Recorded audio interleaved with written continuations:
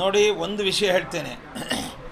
ಇದು ಧಾರ್ಮಿಕ ಶ್ರದ್ಧೆಯ ಒಂದು ವಿಚಾರವಾಗಿದೆ. ಯಾವುದೇ ಬೇರೆ ಬೇರೆ ಜನಗಳು ಇದನ್ನು ಟೀಕಿಸುವಂತಹ ಉದ್ದೇಶವಾಗಬಾರ್ದು. ಗಂಗಾ ಸ್ನಾನದಿಂದ ಬಡತನ ನೀಗತ್ತೆ, ಆದ ಕಾರಣ ಗಂಗಾ ಸ್ನಾನ ಮಾಡಬೇಕು ಅಂತ ಯಾರೂ ಹೇಳಲಿಲ್ಲ. ಗಂಗಾ ಸ್ನಾನ ಅನ್ನುವಂಥದ್ದು ಒಂದು ಭಾವನೆಗೆ ಒಳಪಟ್ಟಂಥದ್ದು, ನಮ್ಮ ಪವಿತ್ರತೆಗೆ ಅದು ಕಾರಣವಾಗತ್ತೆ, ನಮ್ಮ ಪಾಪಗಳು ಪರಿಹಾರವಾಗತ್ತೆ, ಅದರ ಜೊತೆಯಲ್ಲಿ ದೇಹ ಮನಸ್ಸಿನ ಶುದ್ಧಿ ಆಗತ್ತೆ ಅಂತ ಹೇಳಿದ್ದಾರೆ. ಈಗ ಗಂಗಾ ಸ್ನಾನ ಮಾಡಿದರೆ ಸಾಲ ಪರಿಹಾರವಾಗೋದಿಲ್ಲ ಅಂತ ಅನ್ನೋದಾದರೆ ಏನು ಮಾಡಿದರೆ ಸಾಲ ಪರಿಹಾರ ಆಗುತ್ತೆ?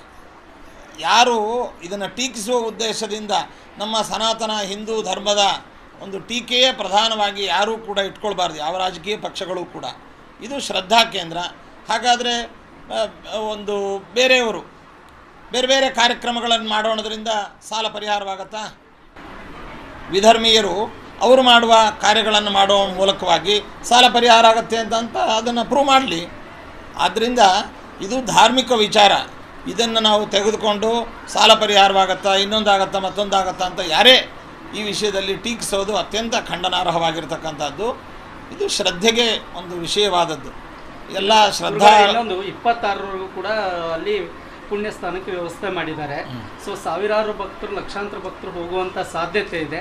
ಮುಂದಿನ ದಿನಗಳಲ್ಲಿ ಹೋಗುವಂಥ ಭಕ್ತರಿಗೆ ಏನು ಮೆಸೇಜ್ ಕೊಡ್ತಾರೆ? ಮುಖ್ಯವಾಗಿ ಅಲ್ಲಿರುವಂತಹ ಏನು ಕ್ರಮಶಿಕ್ಷಣವನ್ನು ಇಲ್ಲಿಂದ ಹೋಗುವಂತಹ ಪ್ರತಿಯೊಬ್ಬ ಶ್ರದ್ಧಾಳುಗಳು ವಹಿಸಬೇಕು. ಅಲ್ಲಿ ಅನೌನ್ಸ್ಮೆಂಟು ಮತ್ತು ಅಲ್ಲಿರುವಂತಹ ಸೂಚನಾ ಫಲಕಗಳನ್ನು ನಾವು ಗೌರವಿಸಬೇಕು. ಎಲ್ಲರಿಗೂ ಸ್ನಾನ ಮಾಡಲಿಕ್ಕೆ ಅವಕಾಶ ಇದೆ.